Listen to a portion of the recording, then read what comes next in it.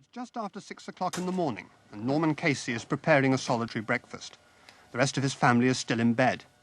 Norman is employed as a training officer at a factory in Ringwood, and as such he is obliged, like other factory workers, to endure the virtues of early rising. But he is by no means the first member of his household to be abroad on this, or indeed on any other morning. His eldest son David, aged 13, was busy stacking newspapers in a nearby shopping centre at 4:30 a.m.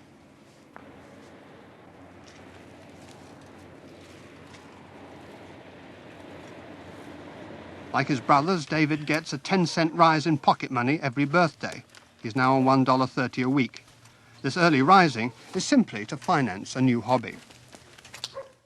And you get what, $6 a week for this? Yeah, $6. I got a raise a few weeks ago from $5.10 because I didn't get any complaints and I looked after my customers. I kept all their papers dry. And what would you actually do with the money? Are you saving it? No. What would you spend it on? Stamps. Nearly 3 hours later, Mrs. Denise Casey is serving breakfast to her 3 sons. Apart from David, up again for the second time, there's Robert, aged 10, who plays football and squash in his spare time.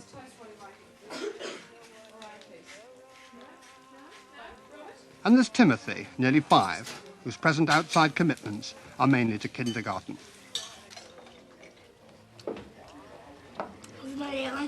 Your lunches are done. Sports equipment, David. Right. You got anything special on today, Robert? Monday?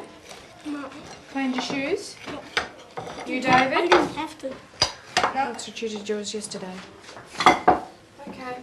The family lives in a weatherboard house that is nothing very spectacular by the sometimes over-lavish standards of other parts of Doncaster, but it's a home they can afford.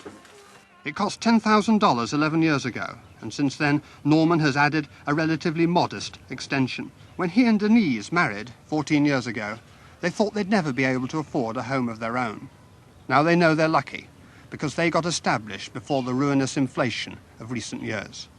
It's nearly 8:30, and David is the first to leave for school.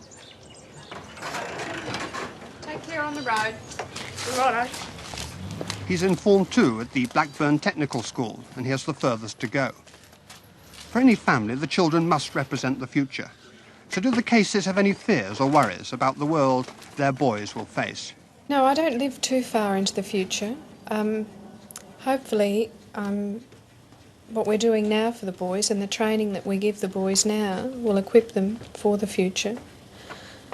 I live more for the present. Does it worry you when you see the very high unemployment figures that exist for young people? Yes, it does concern me sometimes, but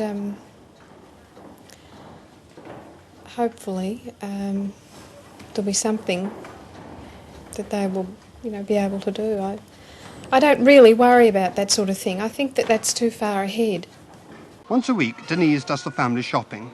On a limited budget, she knows she has to shop carefully, so the midweek expedition to the supermarket is a crucial time. We had a money crisis a few months back and we thought, let's look at where we can really cut down. I decided that I wouldn't cut down on the food. None of us are overweight. We all work pretty hard and we need good quality food, so that was where we weren't going to cut down. Denise reckons on a weekly food bill of $12 a head for the 5 members of her family. That comes to a grand total of $60, which is just under half the Case's total income for the week. It doesn't leave all that much for the 101 other expenses that seem an indispensable part of modern life. Unlike the majority of their friends, they have only one income, but they are happy as they are, despite the obvious advantages another wage would bring, especially when the weekly bills come in. $43.74, thank you. Go, definitely.